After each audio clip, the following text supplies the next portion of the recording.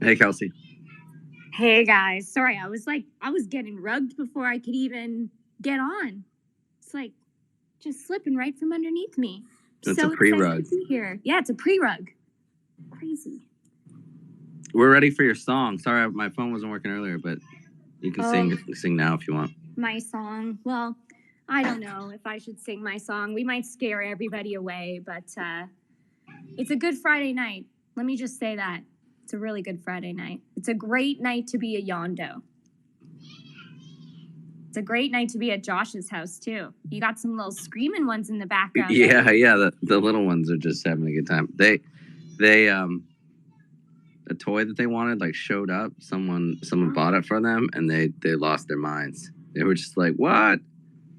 That's the best. It's like the Easter Bunny came on October 1st. Exactly.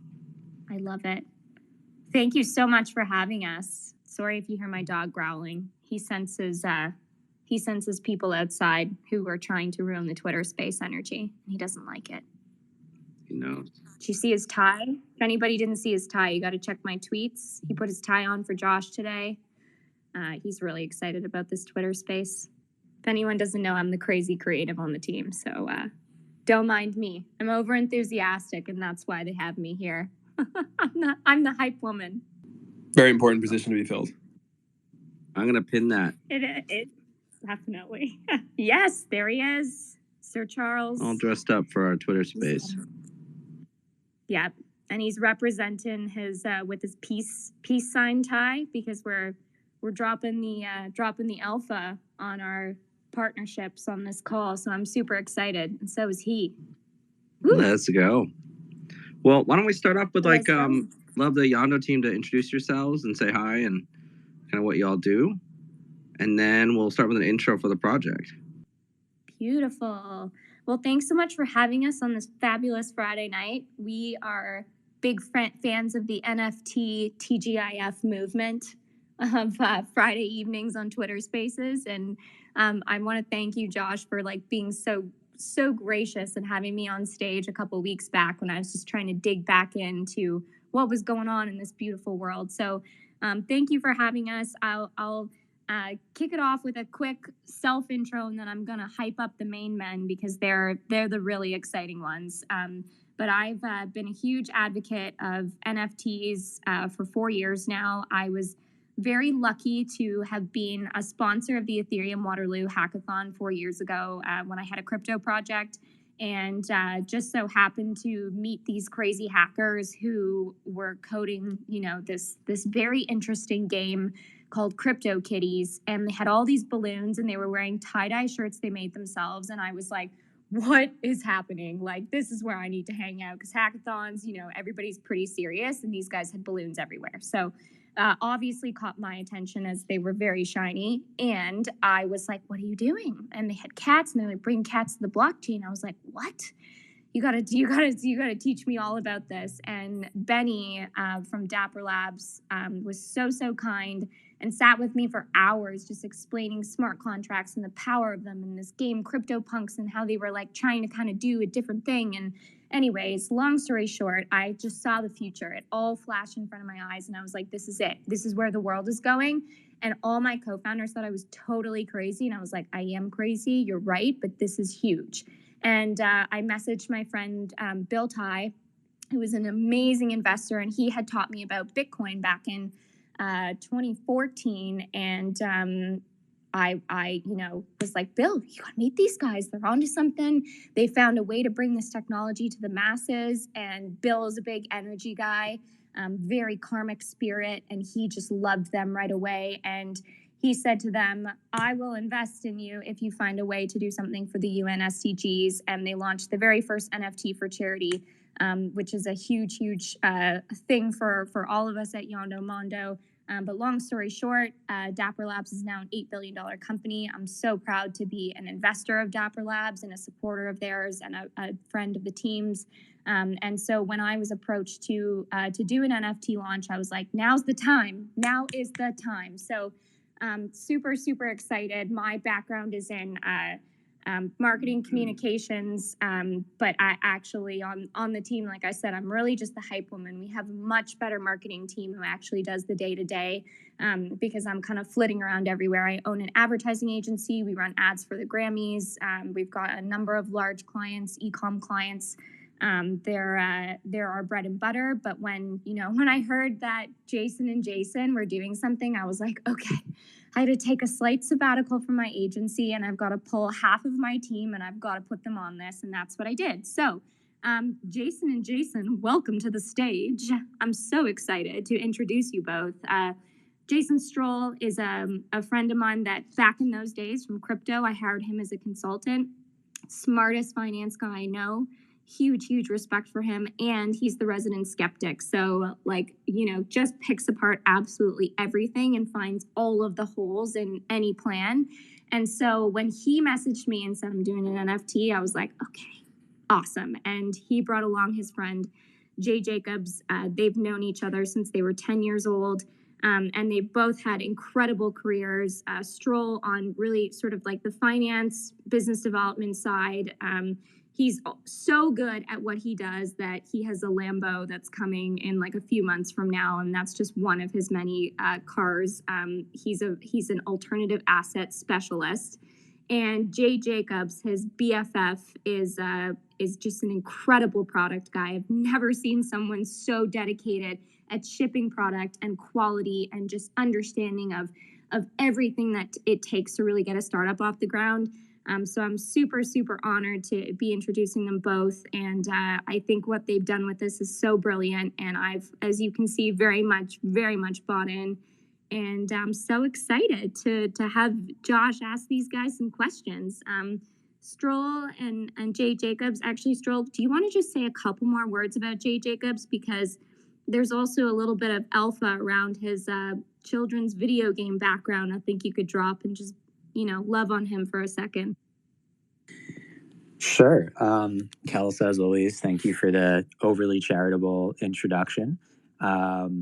Yes, if anyone feels that I'm a grotesque, braggadocious schmuck after hearing about that little car artifact, just know that I am a deeply obsessed car fanatic, and there's more to that than the badge. I work on them and fix them up and race semi-professionally and all that stuff. So it's not just I understand how much of a cliche that brand is in the crypto world. But anyway, Jason Jacobs is my closest friend of 20 plus years and confidant and obvious choice to bring into this project. When I say bring into this project, forgive me, we have been awake for a long time in the QA process. I mean, build the project together with. We absolutely birthed it together. Totally. So Jay is an incredible product maven. He has a bananas track record bringing things to market, but more so than that, he is just a hyper intellectual, unbelievable future visionary, I would say. He sort of can read the tea leaves in a way of nobody else that I've ever met. And him with his background and expertise and ability to actually bring shit into life. When I first got into crypto in 2016-ish, I, of course, would talk about it constantly with Jay. And from that point onwards, we've kind of been strategizing about what's next, what's exciting, and more meaningfully and pertinently to this conversation, what is it that we believe we could do uniquely well in this space?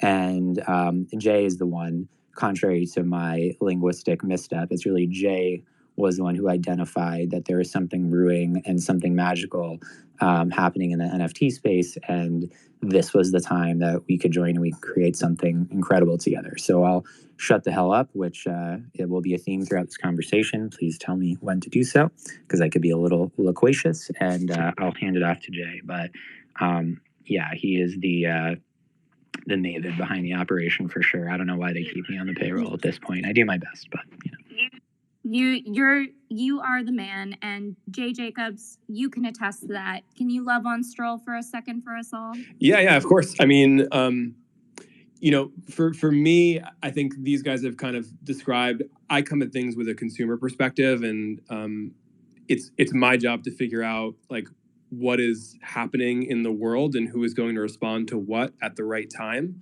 And so none of that happens, I think, without Strul coming through and having worked in the space for many years and worked on absolutely massive releases in the crypto space, much more complicated and technical than I can ever really get into.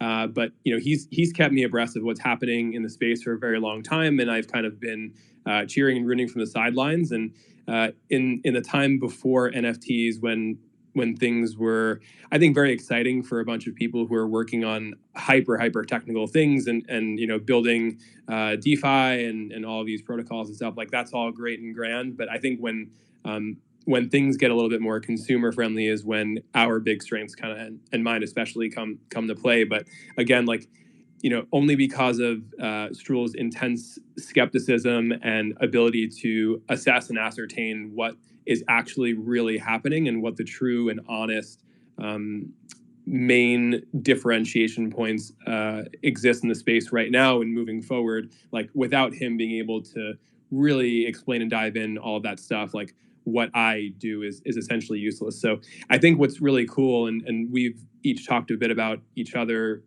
this comes together because we all work incredibly well as a team, and each one of our strengths is kind of balanced by the other ones and really supported by the other ones. So it was nice that this project came together when it did, that we all connected when we did. And yeah, I think maybe we can jump in and talk about like the project. Love it. Yeah. So yeah. what is YondoMondo? I mean, let's jump into that, because I think one thing that I was drawn to is like how incredible the team is and the strength of backgrounds, but you got to make something cool with it. So what are you making? Yeah, cool. I can kick this one off. So at this point, YondoMondo is the start of a massive interactive animated universe. So YondoMondo, as you can see by a couple of the profile photos that are listed in here, and I know there's a bunch of people from Discord. Hey everyone, good to see you all. So we're making a 10K avatar project that is really the fundraising round for what we imagine to be a much larger venture. So we're trying to build essentially, like, we're starting from square zero and saying, what if the Pixars of the world actually started in today or in today's environment, and were kind of conceived with the notions and the ideas of crypto and blockchain, and started to think about how to tell story and build an entertainment brand and company with all of those things kind of core and in their foundation, rather than what I imagine will be an afterthought as they go build these things in a haphazard kind of way over time. Whereas like starting from the first step is where it's really going to make the impact. And so what we think is really cool about this space and these particular NFTs right now is it's verifiable, trustful ownership. And what you can do with that is really cool, because we can now say, for people who support this universe in one way or the other, we will actually give you privileges that were impossible beforehand. So if you can imagine, like in the Star Wars, the Harry Potter universe, you actually being able to say, like, I want to be able to vote on what happens. I want to be able to submit ideas, share storylines. Like, I want my character to be in that universe or storyline. I want to be able to license my character out, or like figure out how to do subplots, or like really anything in that world is what we get really, really excited about. And I think this, again, is like just the first step into what all of that can be. And what's really fascinating, and I think a bit like scary on our end, is this to me is a step so large. It's almost like, before a book was written, what was a book, right? So this is a way to have like distributed ownership of what this whole kind of enterprise can be. And it's never like that story has not been written before, literally and metaphorically. And there's just so much opportunity that it was too kind of grand and exciting to pass up on. Sorry. Yeah, and just to expound on that and to take so that was actually the vision and the scope of the opportunity and what is so unbelievably exciting about the space. And so those values and that kind of title shift that we saw coming, melding the idea of what it is to be an entertainment company or an entertainment platform or a media play with a totally new way, forgive me for saying the word paradigm, but it's a bit apt here, of being able to interact and engage with your audience, with your fan base, with your earliest adopters. So from my angle, being annoyingly pragmatic and dissecting this thing in terms of the scope of the opportunity and why it is that we wanted to build it in this way, incorporating everything Jay just said, and just in terms of this new way to go to market with something where you have a built-in. I think it's fascinating to approach a project in the NFT space because community and your audience is so absolutely central and pivotal to it's the sink or swim of the project. If you don't have that, you're dead in the water. And so it forces you to have unbelievably good, to the best of your abilities anyway, community engagement. And that means you're garnering feedback, you're garnering connection, you're creating these evangelical sort of super fans, or you hopefully, and supporters that most businesses couldn't buy, because they have a vested interest, both empirically and in the future via their NFT, in the success of your project. And it gets people excited and engaged in a way, and it portends an interactivity in a way that is just unbelievably exciting. So taking all those components and then really focusing on the lore, the story, the artwork, the quality of that entire experience, was kind of the genesis and the ethos behind the project. And it's also, when you look at the art and when you get into, again, the lore and the story and sort of the messaging and the branding behind it, we were really angling for something that was inclusive, open, willfully interactive. We absolutely love the space. For me, the Bored Apes was kind of that aha moment where I think this world became inignorable and the power of community became inignorable. And while I'm a fan of the sort of like grungier aesthetic that a lot of these projects started with, when we were creating the world of Yondo, we really, really wanted to make it something that is not just believably, but is absolutely intentionally and willfully made, for the silver screen, so to speak, or being more agnostic and realistic for various media formats that are outside of the immediate confines of the NFT space. I will truncate myself there. Yeah, and I mean, the other point that I'd probably just layer on there is like the apes are, again, like you won't find bigger supporters of the apes. One of the things about the apes, though, is it's necessarily exclusionary. Their whole thing is an NFT is a ticket into our community. If you don't have a ticket, like, you're not a part of our actual community, which is really cool if that's what you're looking for. What I think we really resonated with is the idea of inclusivity. And in a sense, like, we're kind of going in a little bit of an opposite direction, which is, we wanted to find out the exact right things that were going to entice people to own these NFTs and really feel a sense of belonging and ownership and excitement. And we do that through a whole bunch of ways we'll get into. But on the other hand, like, if you can't purchase an NFT for whatever reason, we still want you to be a part of this community. We still want you to have a voice, to have a say, to contribute ideas, to feel like you belong here. And that's very much like baked into everything that we do. So, we're kind of charting out like what the next big thing is. And I think really when it breaks down, like, it's a sense of a community-driven ownership here, as opposed to just exclusionary community access. Yeah, that's so exciting. So, like building a new IP, and especially one on the animated side, it definitely takes a lot. And so would love to hear when you look at like Web3 launching this new IP, like, how do you get from here to the next Star Wars, the next Pixar, the next Pokemon? I just want to pop in quick before Jay Jacobs takes the reins. I think what's important when you're looking at the future is to look at people's past track records. And this team and the connections that we have are just, I'm just so blown away by the creators, the art, everybody that's behind the scenes, and then powering that with our networks. And for me personally, my network is my net worth. I hold relationships very, very, very precious to my heart, and I can pick up the phone and call some very powerful people, and they've all been so gracious. They've picked up my call, they've listened, and they've all jumped on board emphatically. And so when I say we're working with major players, I mean like the biggest players in the world. And I'm so excited about it because nobody could deliver on something like this, other than the Jasons. And I think you'll see, even just looking at this project, it feels so funny calling it a project because we've come at this like a real company and a real launch with real investment and real dollars behind it and a real team. And we've actually had to take a lot of people off of our website who are on the team behind the scenes because it frightens people that there's so many people involved. But that's what it takes to really get something this huge off the ground. And we know that because we've built these things in the past, and it will be no small feat, but that's where Jay Jacobs comes in. So over to you, buddy. Oh man. Well, thanks. So, Josh, it's a really challenging, deep question to go answer, right? So I've kind of been in the position in my career a whole bunch of times where I kind of come into an empty landscape and it's like, okay, we have, billions in assets and we have 1 million customers and we need you to go figure out exactly how to bring this to life immediately.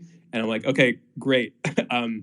It's always fun. And I think what's really different about this particular venture is just like we were saying before, like it's not lip service. We really want the community to be a part of what all this is and what it becomes. And so when I say, this is an animated universe, I think in all likelihood, this ends up becoming an animated series, an animated movie, something in that world. But, once we really want to have that initial community of NFT owners to really help us guide and discover what this ultimately becomes. And I think to kind of outline the exact roadmap right now would be a bit premature because we really do want the community's input. Now, I don't want to cop out and not answer your question. So quite specifically, Kelsey has one of the best networks I've ever encountered. When she says the biggest players, I'm not going to say the names, but you kind of know who we're talking about here. And these are the kinds of people that we are interested in engaging with. And we have our kind of our sights set on the world's greatest animation talent. Now, we will see whether that becomes a movie, whether it becomes some kind of video game experience. I've brought both of those to life. And I'm very comfortable kind of leading a team to go do that. So, in a super broad stroke overview, it's you find the right direction. Okay, cool. We're going to make an animated series. Wonderful. Great. We're going to need the world's greatest animators. We already have a lot of the character art. Now we're going to engage the community. We're going to see what kind of storylines people are interested in. We're going to talk to some other communities of NFTs. Maybe there's a planet for another NFT project. I'm not going to name any names, but we have people who we're already talking to. They can go and explore the universe. They have this kind of quest to go find out who they are, where they came from. You can only imagine the scope of the stories that we can kind of bring to life there. And so it's really about just building the world's most kind of high quality, super low headcount team to go execute on a very tight and strong vision in a reasonable amount of time to go and deliver all of that kind of utility and value to all the people who are purchasing these NFTs and believing in us to go execute that. That's amazing. Yeah, thanks for walking us through that. I think the theme that I see with teams like Pixel Vault and Jenkins and YondoMondo is these are teams that are have historically operated at really high excellence in their careers, come together with Avengers style capabilities, and then they made a choice with Web3 to say hey, we're gonna start by including the community and we're gonna open the doors of the rocket ship, and it's if you want to come on, let's go together. And this is an unprecedented opportunity. For most people, what it is people assemble as teams and then they go turn to a bunch of VCs or they turn to a bunch of private equity or whatever, and they're just hey, why don't you buy us a rocket ship? And so this is I think when we think about kind of this crowdfunding revolution, this is the next step, which is we have a creative voice, we have a stake in some of the IP, and we have an ability to grow it together and contribute. And so I think we bet on the team, and you all have shown yourself really in your careers, shown that ability and that responsibility, and now we have a chance to be part of it together, which is really exciting. So can we get into some of the specifics? So imagining you guys are minting soon, and you can talk about when. But then someone gets a Yondo NFT, and like, what's next for them when they think about, you know, the long timeline that is developing an IP and coming out with something like a film or a game. Like, how do they get involved? What kind of benefits do you get from becoming a holder? Yeah, sure. So I can take a first crack. I'll open the floor up because I'm sure I'll forget some stuff because we got a lot going on. So essentially, you know, step number one is go buy your Yondo next week during the pre-sale if you can get in, and then the week after during the public. Step number two is once we do that, we will be, as noted on the website, giving away a Tesla. So every NFT is essentially 1 in 10,000 chance of giving away a Tesla there. So there's all that stuff. First thing is you are actually going to be, we're going to take a snapshot at a particular point in time, and then we're going to be gifting Yondo pals to people. So what those are is this kind of like fourth character. We haven't yet released details on exactly, you know, what kinds of like personalization they're going to have, but they're going to be awesome. And if we get into the art conversation in a bit, you know, we can talk about like how it was already one of the sketches, and I think we were down to like choosing from 5, and this guy like just barely didn't make the cut because he wasn't perfect for the character set that we wanted, and he wasn't like wonderful for the exact assets that we needed to have randomized for these characters because his body shape was a bit different. So he's perfect for this Yondo pal like kind of pet role. So we think that's going to drive a whole bunch of immediate value, as we've seen, you know, from other projects that have launched and have shown this other stuff. So there's all that. Immediately after that, I think what we're committing to is, if you have joined our Discord, if you've kind of like popped in, checked it out, what you'll see is a whole bunch of like super active people who are very excited about the project, who are excited about the story space. We have a whole bunch of channels in there already about, you know, people kind of contributing ideas to the storyline, just having fun, like with our 4 words channel, which like everyone kind of continues a random story with whatever 4 words they choose, which we love, you know, the team loves, and a bunch of Discord participants are super into. It's one of my favorite places in our Discord. So stuff like that is already happening, will continue to happen, and we will just amplify over time. So that's kind of like the next immediate phase. We're also like, these guys are going to the moon, period, right? So our storyline, which Jewel can get into because that's all from his brain. These guys are like going to the moon as their first interstellar piece of exploration. And so one thing that we really want to do is deliver this like great animated short of these guys all going to the moon together before we kind of all come together and decide what this storyline is going to be. So that's a good, I think, time to pass it off, Stroll. Yeah, no, that I mean, it is an insanely tough question to answer, and it gets into like some of my pet peeves of having been into the startup world many times over and having answered that nature of thing. And you know, I think there are 2 ways or 2 general approaches. One is the sort of spend 6 months making a business plan that you all know is never going to come to fruition because it is impossibly difficult to predict exactly what's going to happen when you are at your inception phase. And then the other one is to basically be super transparent and realistic about that fact and say, here's, as Jay just described, what we're going to execute immediately, what is within our purview, what we have the resources for, what we have the manpower for, or human power, or Yondo power, I guess I should say, in this group. And then this is our North Star going forward. This is our mission. This is our reason for being, which is to, 1, continually engage the community constantly and keep this channel very open throughout that process. I think one of the exciting things for me when you're talking about archetyping a new business venture is, again, you have this very interesting, inextricable link to your audience via the NFT, you know, just in terms of, obviously there's a vested reason for them to pay attention and for them to want the project to be successful. And so I think we've already seen it allows for this type of engagement in the community that is fascinating, that kind of lets us break down that wall and make this process as open and transparent and community impacted as possible. And so that's always central and always backbone to what we're going to be doing throughout everything that Jay described, is continuing to engage and continuing to provide value wherever we can, with that North Star of ultimately getting these guys into an interactive environment, whether that be, as Jay said, it's probably going to be something on a screen.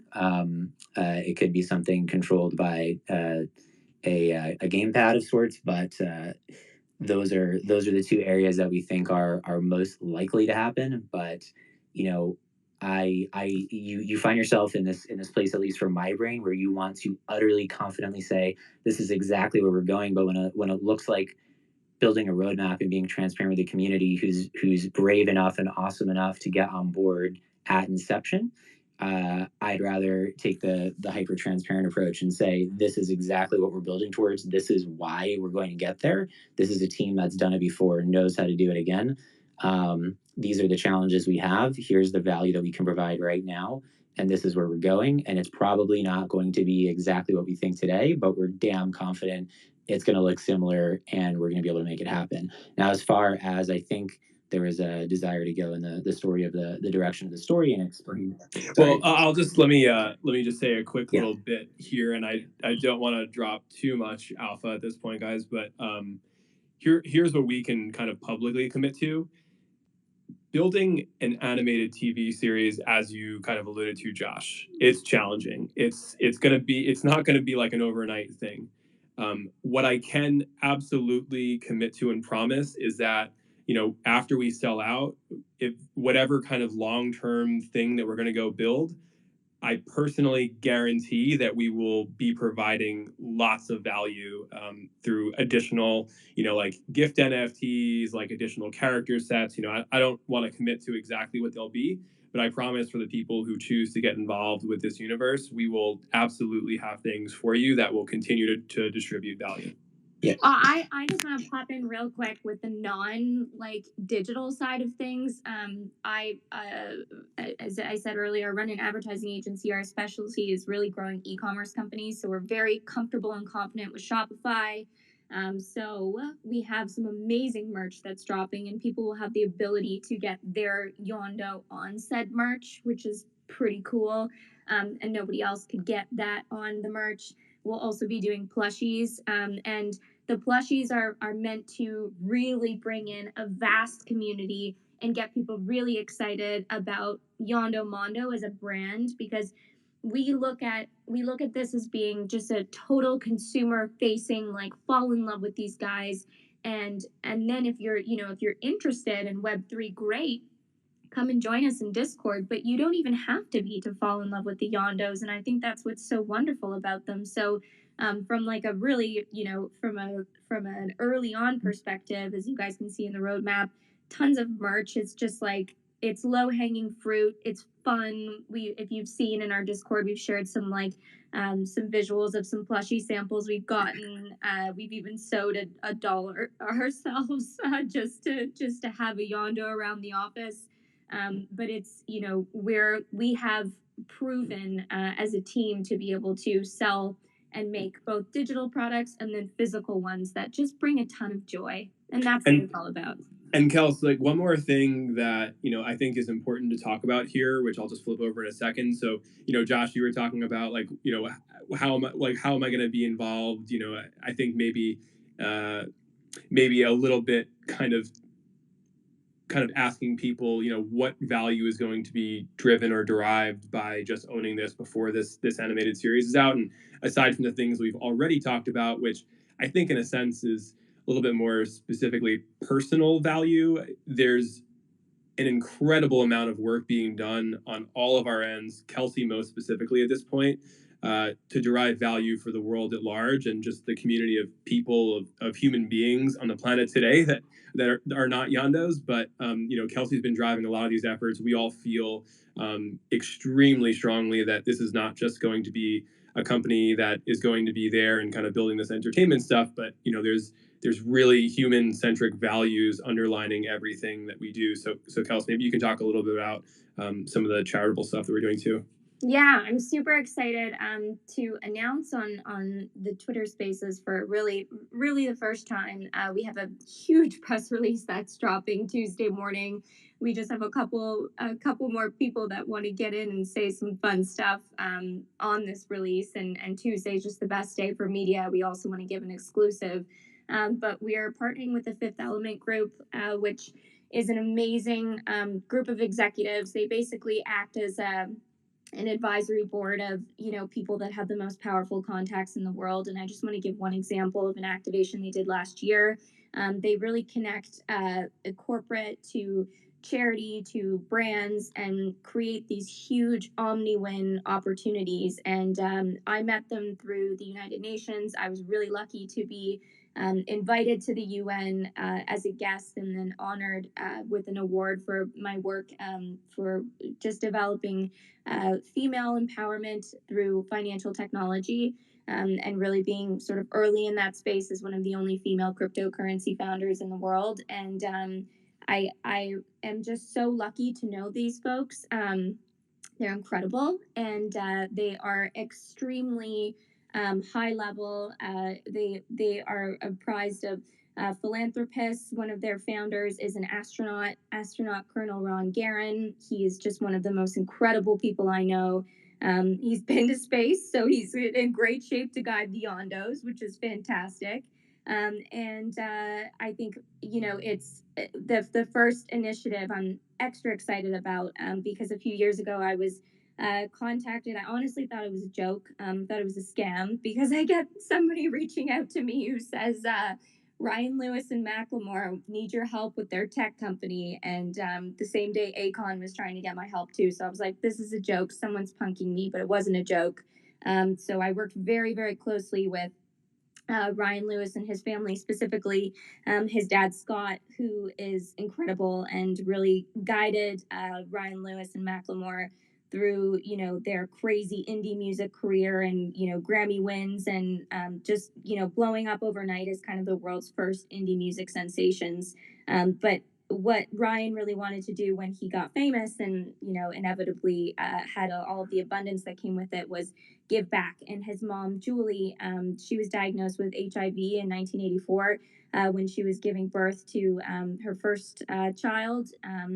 And it was complications, and she got a blood transfusion, and the person that had given blood was positive, HIV positive.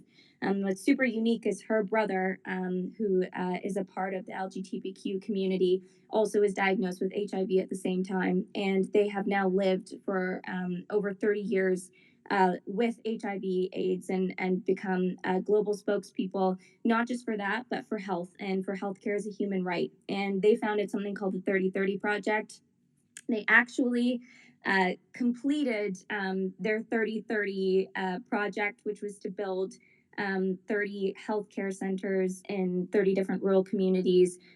They have graciously opened back up this project just to accept our donation, which is so incredible because they have a lot on their plate. Ryan, as you guys may know, if you want to look him up and see what he's up to, he's taken over the Beastie Boys studio in LA. He's doing a ton right now behind the scenes. He wrote all the music for Angry Birds.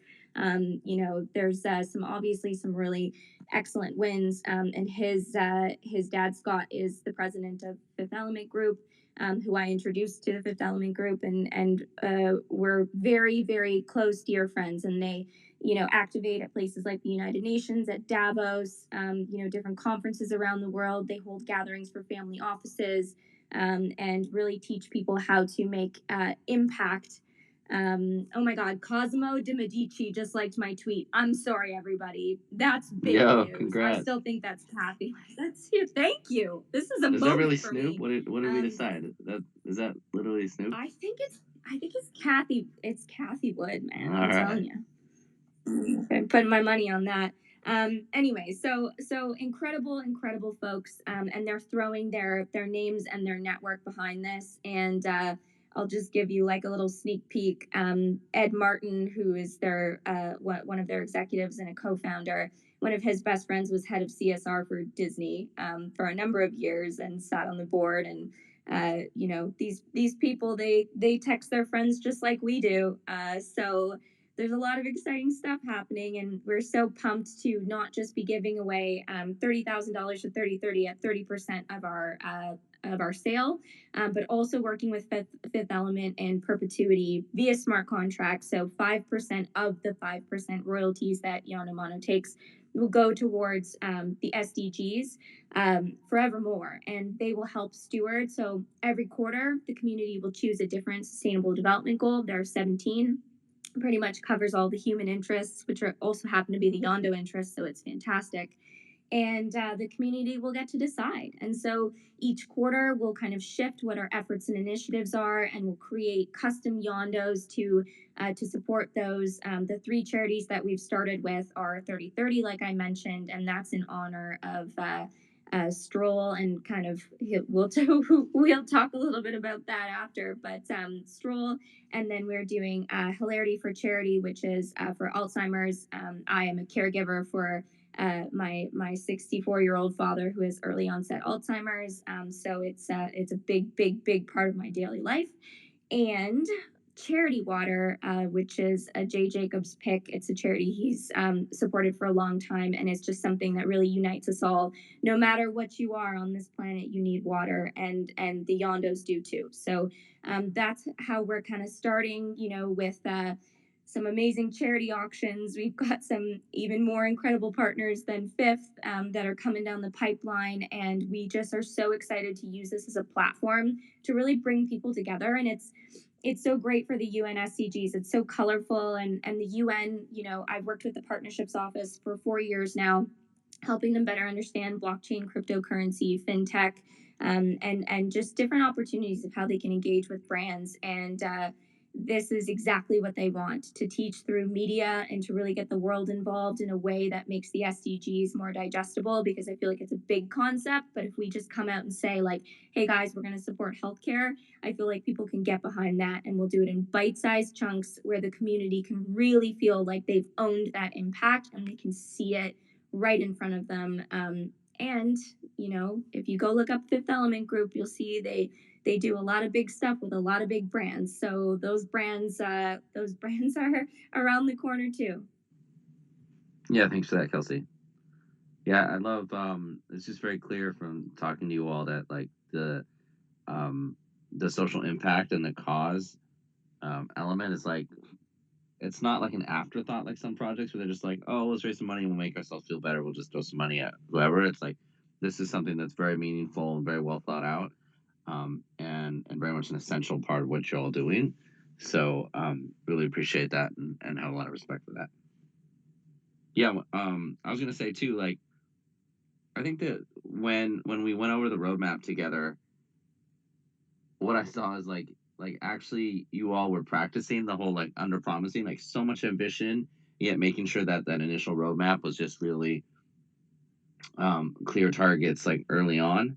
And it was like so much the opposite of some projects where I have to kind of rein them in and be like, okay, you're promising this, but like let's pull you in. Like I actually think what you're able to execute on your roadmap is like so much more than you've even shared, because you just respect the community enough that you're going to lay out like, okay, here's these first few steps, but you're shooting for the moon and you're going to get there because you have a great team for it. But also like you don't need to like put these like in 2 years we're going to do this crazy thing and just like peg it, because once you start on a journey, kind of where you end up can be something we explore together. Yeah.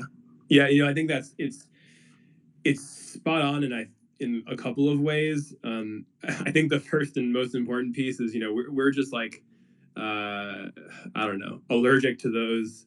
In 2 years on this day, we're going to be doing exactly this, and it's incredibly challenging, but we know exactly how it's all going to unfold in there.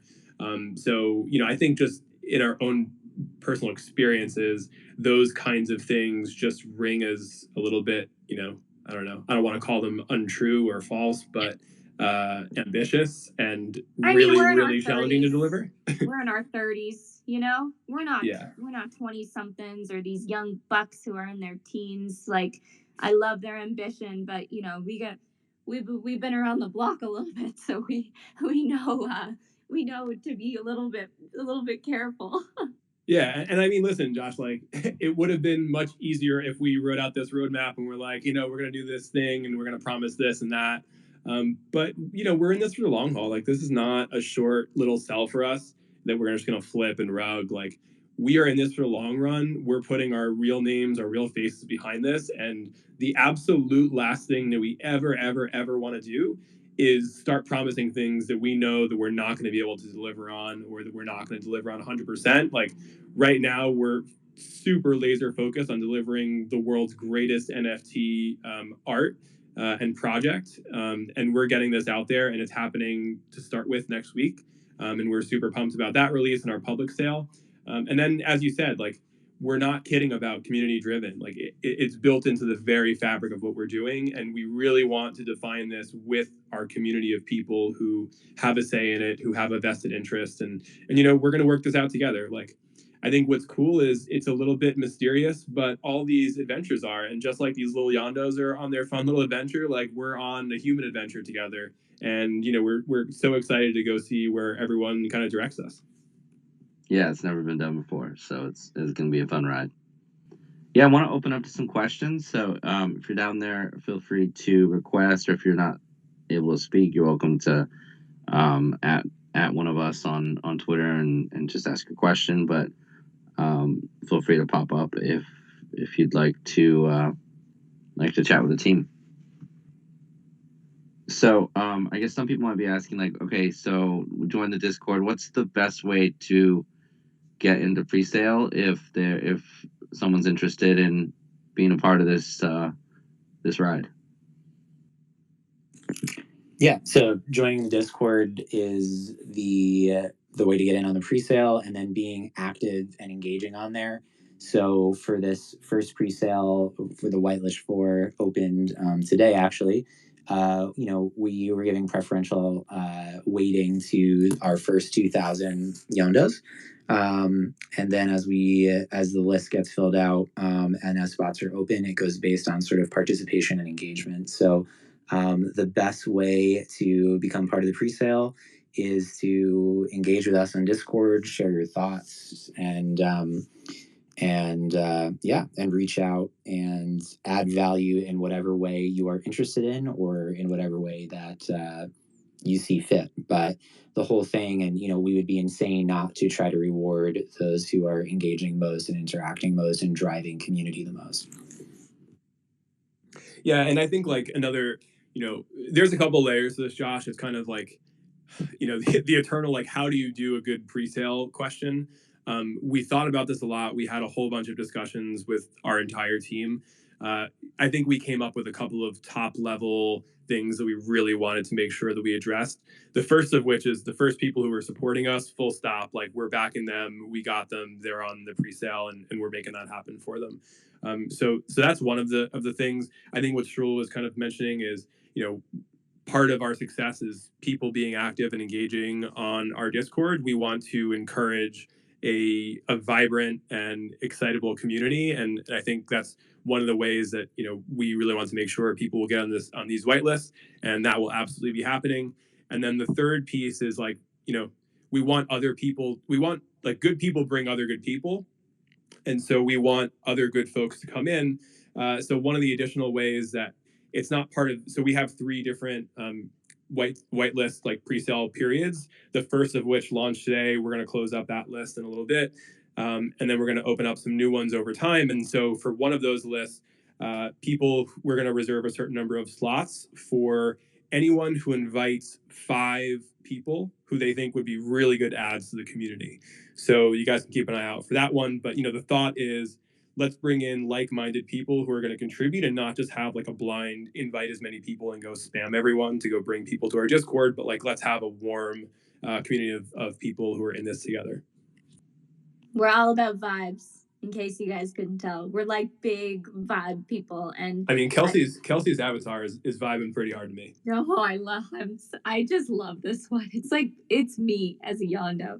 And I just want to throw it to like Tina, Nina, Lucy, and Vincent, who really are like the community, not just the mods, but just like the most incredible welcoming hugs, and like the people that pull you out onto the dance floor at the wedding. Like, we want to be the first on the dance floor, and we want everybody to come dance with us. And I hope that people feel that in our Discord, which I like to call the disco. Yeah, I can't wait to see these Yondos dancing, and I'm really excited to hear the voice actors and the sounds they make, and there's gonna be some really fun stuff. Totally, yeah. Is there anyone who had a question you want to bring up? I mean, there's certainly a bunch of other things we could be talking about. One of which, if we're talking about avatars, is the tie that my guy has on, and the fact that there's little kind of Easter eggs that are references to other projects. But yeah, we can talk to any other questions as well. Yeah, I'm bringing up Brothers Bloodshot. Brothers, welcome to the stage. Hi, thank you, Barry. So I just popped in here because I saw Josh's name, and I tend to follow things he does and follow. So I'm really not up to speed on it. I haven't heard how many there was going to be, what the price was. If you guys were kind of gearing this towards, like maybe a 13 to 35-year-old, like if it had if you're trying to gear it towards a younger people. So I hate to ask a question if you guys have already gone over it 100 times. I just No, welcome. Thank you for being here with us. And we are really trying to pride ourselves on being age agnostic. So even though they're super, super cute, we want everybody to come on in. And Jay Jacobs, if you want to take over. Yeah, sure. We haven't been over the details on this particular call, so no worries whatsoever. Or even if we did, still no worries. It's going to be 10K of them. It's 0.08 ETH. We consider ourselves a premium project, and I promise you, this art is ultra premium. I mean, I hope you're checking out some of these avatars in the room right now. To answer the age question, as Kelsey was saying, we want to be very age agnostic. I think some of the projects that we look at are, the Pixars of the world, the Toy Stories of the world, things like that. Of course, the Disneys of the world, where all age groups can enjoy a particular piece of content or media equally in their own unique ways. I mean, Kelsey just this morning was saying how she was how she interprets Frozen in one particular way, and when her niece or nephew kind of watches Frozen, it's a whole different meaning for them, and both of them are just as equally as important. But it's just it's complicated storytelling, and it's of course harder than just doing an adult series or a children's series. But very much in the same vein of community forward, super inclusivity. That's the bar that we're going to be striving for. Yeah, thanks for your support, brothers. Yeah, I guess I know there's a lot of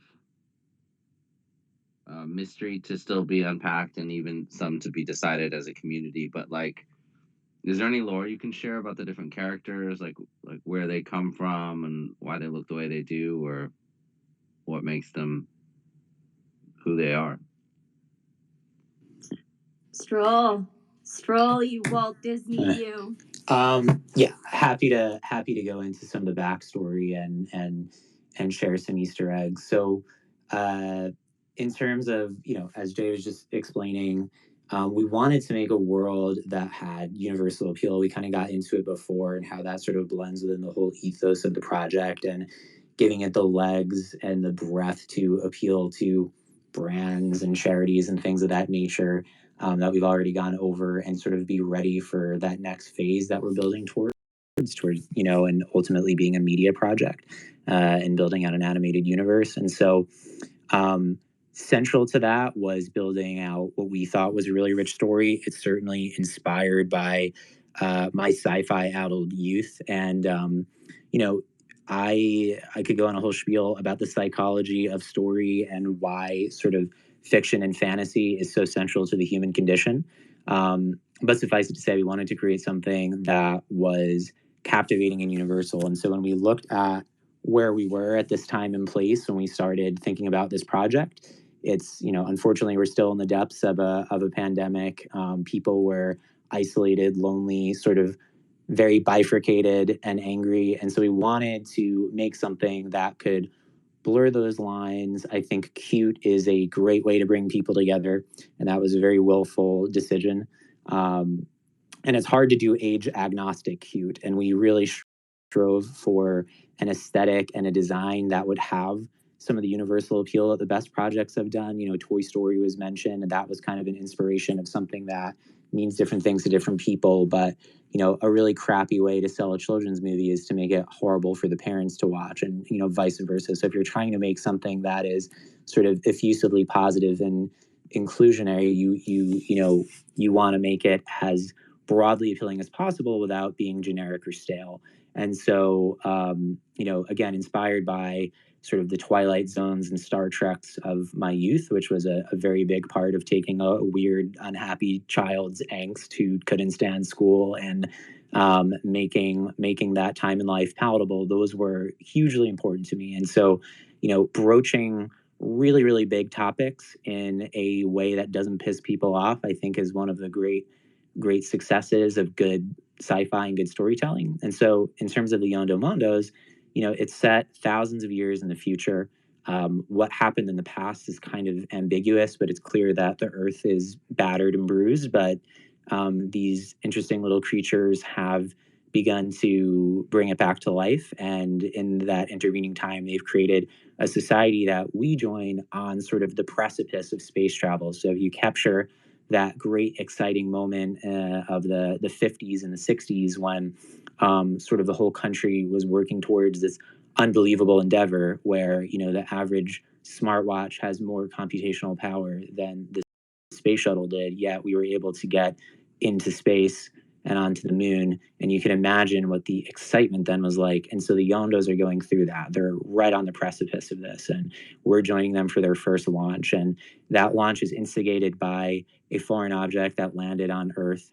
And when their scientists were analyzing it, they discovered a piece of genetic code that was obviously from space, but it also matched some of the Yondos' genetic code. And so they have their first little piece of evidence that maybe they're not from there, or maybe they got there by some other means. And so, like any sentient species, they are very, very curious about where they came from, why they're there, what's the answer, what's the meaning, and are there others out there? And so that's their impetus to go to space. And obviously, there's a lot of things I'm leaving out. There's a lot of Easter eggs. There's also sort of the condition of the Earth and the need to kind of go explore, to amalgamate resources so that they can continue to survive. In terms of the Yondos, there's the big blue guy, there's the Wozaks, there's the Kubies, little eggplant guy, and the Yaki is what we refer to as the fuzzy guy. Once upon a time, that moniker made sense, but he's the third character, the one in my avatar. And so these are disparate folks from all over the Earth with different value propositions, different beliefs, different ways of life, who have come together to create YASA, their space program, and do something amazing. And so obviously there's a lot of subtle and maybe not so subtle wishes, desires, calls to action, things that we want to prioritize. But, taking that mix of not bopping people over the head with, environmentalism or Unitarianism or apoliticism or the human condition or whatever you want to say, not being too on the nose of that, and creating a balance between entertainment, but entertainment that's meaningful and sort of touches those buttons, is something that I've done in the past, that I'm, and have certainly engaged with as an enthusiast and as an avid consumer of fiction and fantasy. And it was central to the story of, the artwork is so rich and so unbelievable and so silver screen ready that it would have been a crime and a complete disgrace and a waste in my mind to not have a lore and a backstory, and at least the foundation of an adventure that is worthy of the artwork. And so super important, oh, sorry, Jay. But but that's basically that's where we join the Yondo. And obviously we want it, as we keep harking on, to be community driven and community focused, in the sense of, we are going to explore the universe together. And this being an NFT project, and again, this allowing us to know and engage with our community in a really direct and new way, is a really fun, literal mechanism, but also experiential mechanism to be able to do that together. And sort of, forgive me, but create alpha, right, is the expression that everyone likes using in this space, but also just create real value and build the brand and build the experience and build, most importantly, the universe of the Yondos in that way. Yeah, and I think just two quick things I would want to add to that. First, we have Grant, who I think he was with us before. Yeah, he's around. So Grant is our story lead. He's a very good friend and a writer who's been helping to kind of put this into the right words. So some of the good crafted stuff and some of the one of the better folks to go engage with about the story is Grant, who's obviously very popular and active in our Discord. And then second, to Jason's point about these guys being silver screen ready, we are really not messing around with that. We haven't really talked about it publicly, but with our asset script, we're not just generating PNGs, we're generating the Blender files with the OBJs and the FBXs. So you can get this file and create your own animations if you want. These are animation ready day zero. And whether you want to use them for animation, to 3D print, to put them on your own kind of merchandise, they'll be ready and you have the full 3D files ready to go. That's not going to happen on delivery, but that's amazing. Happen. Yeah, we made our lives incredibly difficult by making that decision early on. But people take notice, you guys. I just had a friend, I can't say who it is out of respect, and it's, but he just sold a film to Pixar and hit me up and was like, what are you guys doing? So it's getting attention. Thank you for that brief little teaser on the story. And I love the 3D files. I think it's just so much fun to get something and have a connection with it, and then realize I can make stuff with this. I can do stuff. I didn't get a chance to chime in, but I can't wait for plushies because we're gonna fill the house. And the kids are gonna go nuts with those. So. Oh, your kids are gonna love them. If they went nuts today, woo! Wait till the Yondos come. We already have some, Josh, and they're looking awesome. Sweet. Yeah, that'll be super fun. NFTs Lord, welcome to the stage. Yeah, we also, while he's getting ready there, one of our team members used to do a little bit of sewing, and I'm not sure what else you would describe and use as verbs to, create and bring to life things with sewing needles and fabrics and such. But she used to do that in her past, and she actually created the first prototype for one of our plushies that we have shown around and currently have running.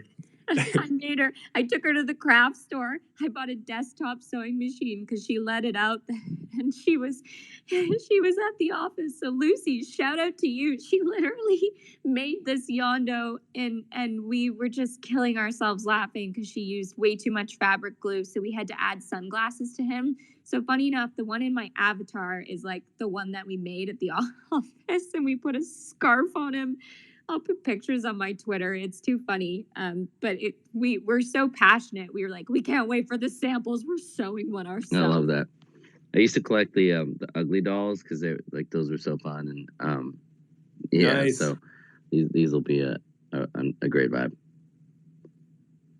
We can take a couple more questions if anyone else wants to request. But yeah, really looking for this project, and pre-sale starting next week, and it's going to be a lot of fun watching these characters come to life. Yeah, what else, guys? What else didn't we cover? That Yoshi. Yeah, Yoshi. Sure. So I've been doing a lot of talking for the whole session. Do you want to chat about Yoshi a bit? Yeah. So, like I was alluding to before, it would have been really easy to say we're going to do something 2D, quick and dirty, and get an avatar project out there. But given, and maybe we should have just to be honest. Well, suffice it to say, it has been a difficult journey, but a gratifying one. I've gained a few gray hairs and I've taken a couple of other nicks on the way between here and there, but I'm sure as hell glad we did it. So it's just who Jay and I am. We wouldn't have put our names and our faces on something that we didn't believe was the highest reflection of our possible efforts and abilities. And so with that, when we went looking for, we had the idea for the story and the general concept of what we were trying to do. And so we had to find an artist. We went searching, I want to say probably through thousands of character portfolios. Some looking for inspiration, some as we got more honed and focused, looking for a particular type of aesthetic. And we finally found ourselves on a, probably narrowed down to maybe a few hundred. I just love you Yeah, for that, brother. brothers. Those are some excellent exhalations. Those are strong. So basically, we kind of started a process of trying to narrow it down. And the crazy thing is we went from thousands to hundreds to, I don't want to be disingenuous and give a crazy number. I don't remember exactly what it was, but I'm going to say, I don't know, something like 30-ish artists that were in our kind of final purview of folks that we thought would do best to bring this thing into reality. And Jay and I, being Jay and I, we decided we would individually rank them privately and see what we came up with. And we both put Yoshi as our number one. And it wasn't a tough choice. It was like a clear and unequivocal number one that, was front and center. And then we kind of cobbled together the rest of the list. Yoshi is an incredibly successful Japanese artist. He generally partners with large corporations to make characters for companies, other commercial endeavors. He has a friggin' statue up in Japan, and he's big in Japan. He's huge in Japan. But he's also an absolutely wonderful person to work with, and we spent probably, I don't want to say how many hours, but it was a journey we knew we had to work with Yoshi, and obviously getting in touch with someone of that caliber isn't the easiest thing. And then explaining the world of NFTs and why this is an impactful project and, forging that partnership took a while, but it was well worth it. Yoshi understood the vision and most importantly was super curious about the story and where this was going to go, and allowed us to kind of, rather than sort of specifically saying we want exactly this thing, explain sort of our vision for what this world felt like qualitatively. And then we kind of honed in from there. I think it actually started with black and white pencil sketches of or 110-ish characters, something like that. Yeah. And then we sort of had this massive process of going back and forth and narrowing it down. And what do these feel like? And do they have to be bipedal? Do we want them to can they float? All of these kind of crazy questions. And this part was quite fun, obviously. And we eventually narrowed it down to these three characters. And we sort of had in our back pocket, orchestrated a personality and a kind of feeling behind each of them and a part of the story that they would most contribute towards, and it sort of evolved from there. But it was a hell of a process. Deciding on 3D was kind of a very early decision. Making the files available for people to do what they please with was an early decision. And so having these guys ready to go in that capacity was a massive undertaking. And then we have our developer who created the actual script that takes all of the assets and randomly amalgamates them and puts them on a character. You could just imagine. So we have, if you include the three character types and the backgrounds plus all the various asset types, Jay, I think are we at 130 billion combinations, I believe? Yeah. So 130 billion possible combinations that were then taking 10,000 characters from randomly. And so that script is, I feel confident in saying, at the caliber, at the ilk of something that a major studio would use, possibly even better, because it was solving some really crazy problems. And so you can imagine things like collisions and layering and coloring and reflectivity and all the stuff that goes into making these characters is just the result of countless hours of efforts. And our engineer who worked on this, I know from an early company called Songza that he was the CTO of. He is the most talented engineer on the planet, bar none. I will take that to bat with anybody, and just knocked it out of the park. And basically his voodoo enabled us to make these incredibly diverse, rich, unbelievable characters. We may have gone overboard on the asset varieties and types, but that's just the nature of what we do. But yeah, so Yoshi and the whole team. And also, I just want to call to attention the asset artist that we've been using. Francisco, who's on our team, is astoundingly talented. Part of the reason why we have so many assets is because we made a giant list thinking we'd get through 10% of it, and then he just kind of went and did all of them beautifully. And so he made our QA life difficult because there wasn't much to eliminate. And so we had to find a way to juke the rarity stats so that we can show off all of the amazing work he did while still having a nice variety and tapestry of probabilities that folks in the NFT space get so excited about. I don't know how I made the cut for this team. My God. I just don't even, I am still wondering. You guys are just unbelievable. This dev they're talking about, doesn't he work at a company that rhymes with Schmoogle? Potentially, but he's sort of just world class. The company that I worked with him at, Songza, got acquired by a company that rhymes with Schmoogle, and Michael's algorithm that he created was really the reason why we were so acquirable. It was sort of a way to figure out what folks want to listen to and when and why. So suffice it to say, he is a savant. And he's that rare type of savant who is an amazing communicator and loves to share and learn. And the reason why he wanted to do this project was because, unbelievably, he had never done anything with 3D artwork before. And so because it was a challenge and because it was something new was the entire impetus. If it was something he had done before, it probably would have been too boring for him. And that's just the way his mind operates. We're just so ambitious. Like, to all of us together, like, we are just, it's no surprise that this team of people is got, like, literally going to take the characters to the moon because that's what we do.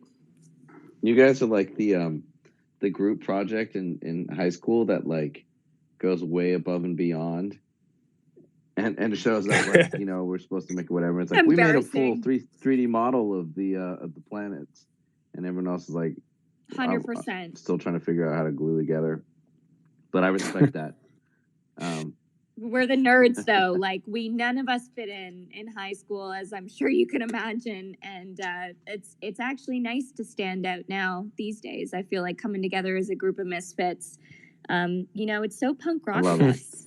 One of my favorite movies as a kid was like Revenge of the Nerds, because it was like this future that we could imagine. And so this is Revenge of the Nerds. 100%.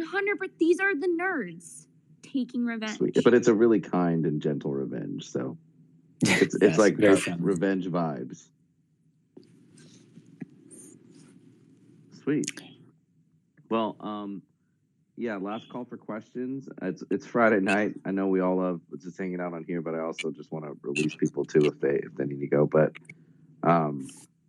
it's been a blast, and always enjoyed just kind of hearing how this story unfolds, how the team came together, because you know, I have a lot of respect for you guys. Could be doing almost anything, and you chose this and chose to do it with us, and so thanks for hanging out. Thank you so much for having us. Like, I'm so stoked, like, having followed you and just your heart.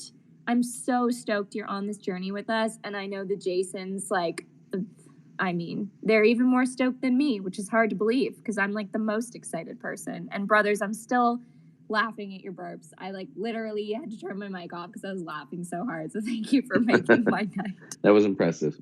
Yeah, indeed. And thanks, Josh. Yeah, just want to echo, dude. Like, your personality in this field of welcoming and open and transparent and honest people, like, your presence is unabashedly right at the top of the ilk there. So, you know, when given the opportunity to partner up and and just work with you in any capacity, we would have done anything. So, we're honored and humbled by your presence here. Thanks. Yeah. Likewise, Josh. And I just want to say, I think I was on my way out of the hospital when this relationship first began. So I knew of you on Twitter, of course, and was a fan. And I don't know if I ever relayed that to you, but may as well do it when it's embarrassing and on a platform. So oh yeah, fanboy. it was just fanboy such strong. a pleasant surprise and a mark of, to me, it was a mark of achievement, so to speak. If we had gotten to the point where you were willing to ingratiate your presence into this project, then it really meant something. So thank you for the platform. Thank you for the feedback and the help that you've provided us. And just, really, really, really humbled by the whole thing. So pleasure. Thanks. Yeah, it's been a great love fest. Everyone just being able to share and encourage each other. But I really have enjoyed working with you all so far, and look forward to a fruitful relationship and just really seeing this take off and really be a gift to people who get to be part of it. So yeah, everyone have a great night. Join the Discord and come hang out and vibe. I pinned a giveaway up if you want a chance at a Mondo or a Yondo, and then that's still going if you want to retweet that. And otherwise, we'll see you for pre-sale, and then we'll head to the moon. Woo! Oh yeah, and we'll be hanging out in the Discord probably for a bit afterwards if anyone wants to hang out and a lower cost question. Sorry, a lower lift way of asking questions or whatever. So we're here for you. Sweet. Yeah. Little Discord after. We're building by the hour. Yeah. It's late, guys. Come on. All right. Well, thanks everyone. Have a good night. Cheers, everybody. Thank you. Bye.